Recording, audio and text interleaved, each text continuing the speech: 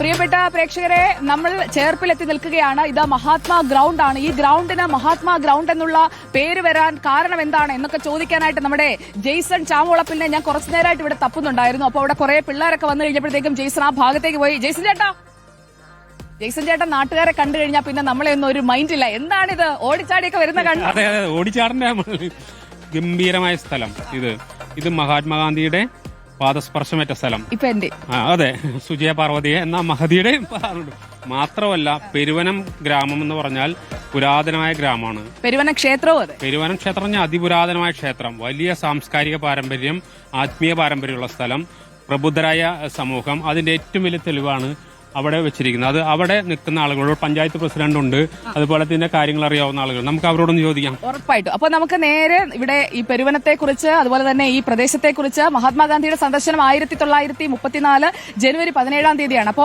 അതേക്കുറിച്ച് പറയാനായിട്ട് കഴിയുന്ന ആളുകൾ ധാരാളമുണ്ട്. പഞ്ചായത്ത് പ്രസിഡന്റ്, പുതിയ പഞ്ചായത്ത് പ്രസിഡന്റാണ്.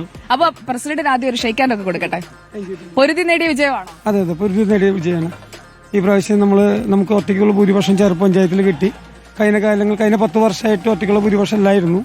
അത് 21 സീറ്റിൽ 10 സീറ്റ് ഉണ്ടായിരുന്നുള്ളൂ. അപ്പോൾ ഇത് നല്ലൊരു സമയമായി. പ്രത്യേകിച്ച് UDF അനുകൂലമായിട്ട് കേരളത്തിൽ മൊത്തം ഒരു തരംഗമുള്ള സമയത്ത് ചേർപ്പിലും അതൊരു നല്ല വിജയമായി. ഈ മൈതാനമായിട്ട് ബന്ധപ്പെട്ട് 1934 ഗാന്ധിജി ഇവിടെ വന്നിട്ടുള്ളതാണ്. ഗാന്ധിജിയുടെ ഒപ്പം തന്നെ നമ്മുടെ ഇവിടെ ചിറ്റൂരുമന ചിത്രം നമ്പൂതിരിപ്പാട്, കിഴക്കേടത്തുമന വിരൂപാക്ഷൻ നമ്പൂതിരിപ്പാട്, VR കൃഷ്ണത്തച്ഛൻ, അവരുടെ പടമാണ് അവിടെ നമ്മൾ കാണുന്നത്. അപ്പോൾ ഗാന്ധിജിയുടെ പാദസ്പർശമേറ്റ പുണ്യഭൂമിയിലാണ് നമ്മൾ നിൽക്കുന്നത്.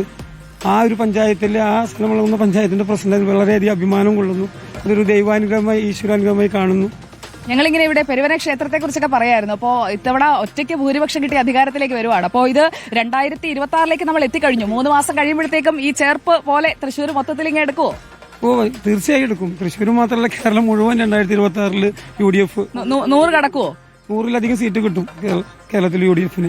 അപ്പൊ ഈ പുതുവർഷത്തിൽ നമുക്കും അത് ആശംസിക്കാം. അതെ, തീർച്ചയായിട്ടും. ഇതിന്റെ ചരിത്രം അറിയാവുന്ന നിരവധി ആളുകളുണ്ട്. അവരോട് ഇതിന്റെ ചരിത്രം, ഈ ഭൂമിയുടെ ചരിത്രം കൂടി ചോദിച്ചാൽ. അതെ, നമുക്ക് കൂട്ടത്തിലെ മുതിർന്ന ആളെ തന്നെ പരിചയപ്പെടാം. എന്താ ഏട്ടാ പേര്? എന്റെ പേര് ജോൺ എന്നാണ്. 1934 ഈ പറമ്പ് ചിറ്റൂർമനക്കാരുടെയാണത്. ശരിക്കും ചേർപ്പ് എന്ന് പറയുമ്പോൾ, ചേർപ്പിന്റെ ചരിത്രം പറയുമ്പോൾ ചിറ്റൂർമന, പൂരുവനം എന്നാണ് ഇതിന്റെ പേര്. പെരുവന അല്ല, പൂരുവനം.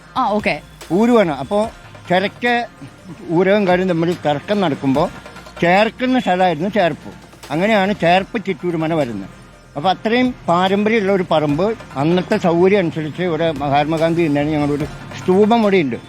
പിന്നെ ഈ പറമ്പിൻ്റെ പ്രത്യേകത എന്താണെന്ന് വെച്ചാൽ, ഈ പറമ്പിൻ്റെ ചുറ്റും അമ്പലങ്ങളാണ്. ഇരുമ്പൻ്റെ അമ്പലം, മുരുകൻ്റെ അമ്പലം, മറ്റേ മേക്കാവൂർ അമ്പലം, പെരുവൻ അമ്പലം. അങ്ങനെ ശരിക്കും പറഞ്ഞാൽ പെരുവനം ഒരു ക്ഷേത്രങ്ങളാൽ ചുറ്റപ്പെട്ട ഒരു സ്ഥലമാണ്. ഒന്ന്. രണ്ടാമത്തെ, ഈ പറമ്പിന് വേറൊരു പ്രത്യേകത എന്താണെന്ന് വെച്ചാൽ, കലാകാരന്മാരെ കാലങ്ങളായിട്ട്, അതായത് നമ്മുടെ ശ്രീകുമാരൻ തമ്പിസാറ്, അങ്ങനെയുള്ള ആൾക്കാരെ മുഴുവൻ ഓരോ കൊല്ലം കൊണ്ടുവന്ന് ഞങ്ങൾ ആദരിക്കും. അതിപ്പോൾ ഇപ്രാവശ്യം നമ്മൾ വരുന്നത് നമ്മുടെ മറ്റേ രവീന്ദ്ര മാഷ ഭാര്യ ശോഭന ചേച്ചി, മറ്റേ മുങ്ങോരുടെ ഭാര്യ റാണി ചേച്ചി, അത് ഒരു ടീം അവതരിപ്പിക്കുന്നു. അത് കഴിഞ്ഞ് ഈസ്റ്ററിൻ്റെ വലിയ സംവിധായകൻ ശരത്തിനെ ആദരിക്കും. അങ്ങനെ കലാകാരന്മാരെ ആദരിക്കാൻ വലിയൊരു പേര്, കലയുടെ ഒരു മണ്ണാണ് ഇത്. അതാണ് ജോണേട്ടൻ കുട്ടന്മാരുടെ കേന്ദ്രമാണ്. ഇതിന്റെ അപ്പുറത്താണ് അദ്ദേഹത്തിനൊന്നും അമ്പലത്തിലൊരു കൊട്ടുള്ളത് കൊണ്ട് മാത്രം വരാതിരുന്നില്ലെങ്കിൽ അദ്ദേഹത്തിന് പെരുവനത്തെ തന്നെ ഇവിടെ കൊണ്ടുവന്നേനെ. അപ്പോ പെരുവനം ഇല്ല എന്ന് വെച്ച് പെരുവനത്തിന്റെ ഒരു സംഗീതപരമേ ഇല്ലാതില്ല. രാഷ്ട്രീയത്തിൽ കിടന്ന കെ കരുണാകരന്റെ രാഷ്ട്രീയ ഗുരുവാണ് VR കൃഷ്ണത്തച്ഛൻ. ഞാൻ കെ കരുണാകരന്റെ ഇന്റർവ്യൂ കിട്ടുന്ന സമയത്ത് അദ്ദേഹം പറഞ്ഞിട്ടുള്ളതാണ്, VR കൃഷ്ണത്തച്ഛൻ എന്നാണ് ആള് രാഷ്ട്രീയ ഗുരുക്കന്മാരിൽ പ്രധാനി അദ്ദേഹമാണ്. അദ്ദേഹത്തിന്റെ നാടുകൂടെയാണ്. അങ്ങനെ രാഷ്ട്രീയമായും സാംസ്കാരികമായും കലാപരമായും ആത്മീയമായും. അപ്പൊ നമ്മൾ ഈ വിശേഷങ്ങളൊക്കെ ഇനിയും പറയാനുണ്ട്. അപ്പൊ ഇവരിലേക്കൊക്കെ നമുക്ക് വരാം. നമ്മുടെ ആൾക്കാരൊക്കെ ഉണ്ട്. അപ്പൊ ഒരു കുടുംബമായിട്ട് വന്ന് നിൽക്കുകയാണ് അല്ലേ? ഇത് പ്രസിഡന്റിന്റെ കുടുംബമാണോ? പ്രസിഡന്റിന്റെ ഫസ്റ്റ് ലേഡിയാണ്. ഫസ്റ്റ് ലേഡി പറയൂ, എന്ത് പറ്റി പെട്ടെന്ന്? ലൈവിലാണ്. എന്താ പേര്? എന്റെ പേര് സീന. ഞാൻ ടീച്ചറാണ്. മുക്കാട്ടുകര ബദ്രഹൻ സ്കൂളിൽ ടീച്ചറായിട്ട് വർക്ക് ചെയ്യുന്നു, ഹയർ സെക്കൻഡറി.